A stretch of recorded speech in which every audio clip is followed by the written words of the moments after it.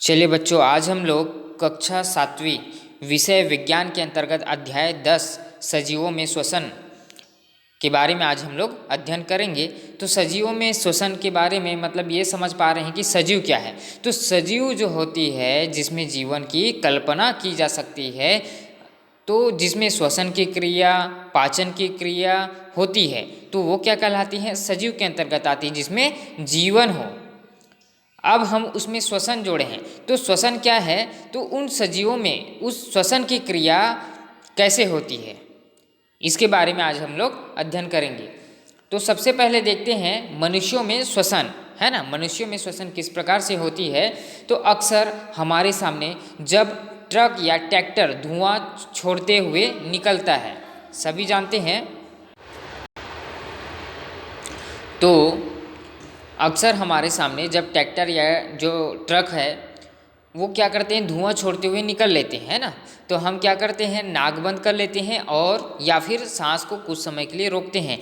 तब क्या होती है, तो उस दौरान क्या होती है, धुएं से हमारा दम घुटने लगता है और इस कारण हम श्वास के साथ नाक से धुएं को अंदर नहीं जाने देते और तो हम श्वास को रोक लेते हैं। तो उस दौरान जो है दम क्या करती है, घुटने लगती है ना। तो हम श्वास द्वारा क्या ग्रहण करते हैं और कैसे ग्रहण करते हैं, इसके बारे में जानने की कोशिश करते हैं। तो हम नाक के द्वारा श्वास लेते हैं और छोड़ते हैं। सभी को पता है ना कि सांस हम लोग नाक के द्वारा लेते हैं और छोड़ते भी हैं। तो नाक की जो गुहा है, आप लोग चित्र में देख सकते हैं कि नसा छिद्र दिख रहा है। यहाँ पर जो है नासा छिद्र है, जहाँ पर वो हम लोग क्या करते हैं, सांस लेते हैं और छोड़ते हैं, है ना। तो नाक के द्वारा सांस लेते हैं और छोड़ते हैं और नाक की गुहा एक पट्टी द्वारा दो भागों में बटी हुई रहती है। देख सकते हैं चित्र में दो भागों में दिखाई दे रही है। तो दो भागों में क्या है, बटी रहती है। प्रत्येक भाग में एक नासिका छिद्र होता है। क्या होता है? नासिका छिद्र होता है। और वो नासिका छिद्र में श्लेष्मा व छोटे छोटे बाल दिखाई देते हैं। और बताइए इसके क्या कार्य हो सकते हैं कि नासा छिद्र में श्लेष्मा और छोटे छोटे बाल दिखाई देते हैं, लेकिन इनका भी कोई न कोई वर्क होगा, कार्य होगा। तो वो क्या करती है, ऑक्सीजन युक्त जो वायु होती है नासिका गुहा से होती हुई श्वास नली में तो जाती है ना, श्वास नली में से आती है और आगे जाकर श्वास नली दो भागों में बढ़ जाती है, जिसे श्वसनी कहा जाता है। चलिए आप लोग चित्र के माध्यम से देख सकते हैं, यहाँ पर दो भागों में बढ़ रही है और इसी बोलते हैं श्वसनी। क्या बोला जाता है? श्वसनी। ये देखो चित्र में दिखाई दे रहा है। और आगे चल कर के दो भागों में जैसे बटेगी तो उसको हम लोग बोलते हैं श्वसनी। और फेफड़े एक गुहा में स्थित होते हैं, जिसे वक्ष गुहा कहा जाता है। क्या कहा जाता है? वक्ष गुहा कहा जाता है, ठीक है। जहाँ पर फेफड़े एक गुहा में स्थित होते हैं और जिसे वक्ष गुहा भी कहा जाता है। और आपने मधुमक्खी का छत्ता तो देखा ही होगा, सभी ने अपने आसपास में जो है मधुमक्खी के छाते देखे हैं, है ना। कितने सारे छिद्र दिखाई देते हैं, उसमें सबको पता है कि उस मधुमक्खी के जो छत्ते होते हैं उसमें बहुत सारे जो है छिद्र दिखाई देते हैं। उसमें अनेक कोष भी दिखाई देते हैं, वही कोष है जो छिद्र कहा जाता है। और ठीक इसी प्रकार फेफड़ों में भी अनेक प्रकार के कोष पाए जाते हैं, जिन्हें वायु कोष कहा जाता है। तो समझ सकते हैं बेटा कि जिस प्रकार से जो मधुमक्खी के छत्ते में जितने सारे जो है कोष दिखाई देते हैं, छिद्र दिखाई देते हैं, उसी प्रकार से हमारे फेफड़ों में भी क्या है, कोष दिखाई देते हैं, जिन्हें क्या कहा जाता है? वायु कोष कहा जाता है। इनकी दीवारें क्या होती, बहुत पतली झिल्ली की बनी होती है, जिसमें पतली पतली रक्त वाहिनियाँ होती है ना। और देख सकते हैं कि श्वसनी के अंतिम सिरे इन्हीं वायु कोषों से खुलते हैं। फेफड़ों के नीचे एक मांसल पट भी पाया जाता है, जिसे डायफ्राम कहा जाता है। चलिए नीचे में देखो, यहाँ पर दिखाई दे रहा होगा कि सबसे नीचे पोर्शन डायफ्राम का है, जो क्या होती है, मांसल पट होती है ना, मांसल पट पाया जाता है। चलिए आगे देखते हैं हम लोग क्रियाकलाप 1 में आप लोग चित्र देख सकते हैं, यहाँ पर दिखाई दे रहे चित्र। तो चित्र के माध्यम से हम लोग क्या समझ सकते हैं कि जिस प्रकार हम लोग एक नॉर्मल व्यक्ति को लेते हैं और उस नॉर्मल व्यक्ति को हम लोग क्या करते हैं, मापक फीता है यानी कि वहाँ पर एक जो है मापने के लिए एक टेप ले लेते हैं और टेप के माध्यम से हम लोग सीने को क्या करेंगे, उस जो है मापन के द्वारा हम लोग मापेंगे कि कितना जो है सेंटीमीटर में आ रहा है। तो उस सीने का जो है हम लोग क्या करेंगे, नाप ले लेंगे अभी कितना आ रहा है नॉर्मल में। अब उस व्यक्ति को क्या करेंगे, सांस लेने के लिए बोलेंगे, है ना, लंबी सांस लेंगे।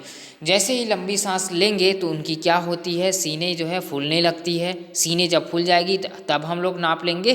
तो हम दोनों में यानी कि एक नॉर्मल व्यक्ति और एक सीने को जो है सांस ले करके हम लोग उस व्यक्ति के सीने को हम लोग मापेंगे तो दोनों में कितना अंतर पाया जाता है, तो ये हम लोग चेक करेंगे। इसको आप लोग भी अपने घर में भी कर सकते हैं। जैसे कि आप लोग अभी ऐसी ही हो तो उस दौरान जो है सीने क्या होती है, डाउन रहती है, और जैसे ही सांस लेकर के एक लंबी सांस लीजिए आप सभी, तो लंबी सांस जैसे ही लेंगे तो सीने क्या होती है, सीने में जो ऑक्सीजन की लेवल है वो हाई हो जाती है। और जो डायफ्राम है, वो जो डायफ्राम आप लोग को चित्र में दिखा गया है वो क्या होती है, ऊपर की तरफ खिंचाती हैं। क्या होती है, ऊपर की तरफ खिंचाती है। जब हम सांस लेते हैं तब वक्ष ऊपर उठता है और डायफ्राम नीचे हो जाता है और तथा फेफड़े क्या हो जाती है, फैल जाती है। फेफड़ों में वायु का दाब कम हो जाता है तथा ऑक्सीजन युक्त फेफड़े में पहुंचती है, अतः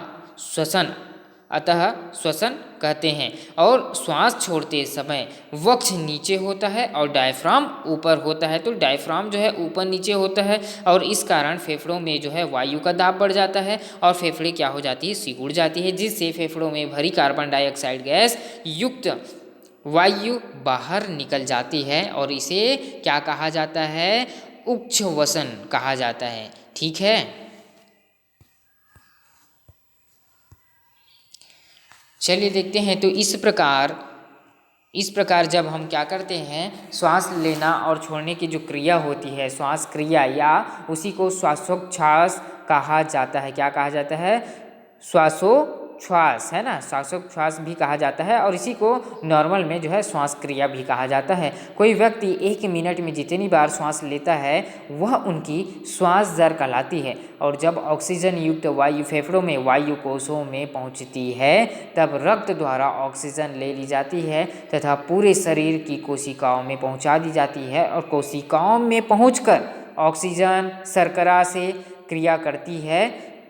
ऑक्सीजन किसके साथ, शर्करा के साथ क्रिया करती है, जिससे कार्बन डाइऑक्साइड और जलवाष्प व ऊर्जा उत्पन्न होती है। और इस प्रकार उत्पन्न ऊर्जा विशेष अणुओं में संचित हो जाती है। जैसे आप लोग देख सकते हैं यहाँ पर कि शर्करा प्लस ऑक्सीजन क्रिया करके क्या बना रही है, कार्बन डाइऑक्साइड गैस प्लस जलवाष्प निकल रही है, किसके रूप में, ऊर्जा के रूप में। ठीक है, अतः आप समझ गए हैं कि सजीवों को कार्य करने के लिए ऊर्जा कहाँ से प्राप्त होती है और किस दौरान जो है हवा उनके अंदर पहुँचती है, किसके द्वारा, हम लोग वायु जो लेते हैं, ऑक्सीजन जो लेते हैं नासा छिद्र के दौरान, और कहाँ पहुँचती है, श्वास नली, है ना, श्वास नली यहाँ पर देख सकते हैं कि श्वसनी फेफड़े में और वायुकोश डायफ्राम ये काम करती है ना।